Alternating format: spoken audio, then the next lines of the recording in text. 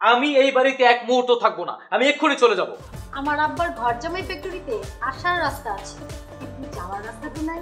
এই খবরদার, খবরদার, ভিলেনের মতো ডায়লগ দিবা না, কয়ে দিলাম। আমি যাবো এখন, তুমি যাবো বলো, তাহলে চলো। আচ্ছা, তুমি কি আমাকে রেখে একা চলে যেতে পারবা? আমার আব্বার মেধা ও পরিশ্রমের তৈরি ঘর জামাই ফ্যাক্টরি পূর্ণাঙ্গতা পেয়েছে তুমি আসা।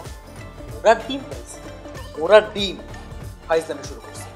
আমার লগে বাটপারি করে চিটারি করে আমার এখানে আনা হয়েছে। হায় রে সর্বনাশ, কি অভিনয় রে বাবা রে বাবা। বলতেছে কি আমার হার্টে সমস্যা। আমি তো ইমোশনাল হয়ে গেছিলাম তার কথা শুনে। আহারে, লোকটার মনে এতটা কষ্ট। আমি ঘর জামাই থাকি, কিন্তু না, আমার ধারণা ভুল। তার হার্টে ব্যথা ডান দিকে, তোমার বাপের হাট ডান দিকে। কত বড় বাটপার! যারা ঘর জামাই ফ্যাক্টরি খুলে তাদের বুকের হাত ডান পাশেই থাকে।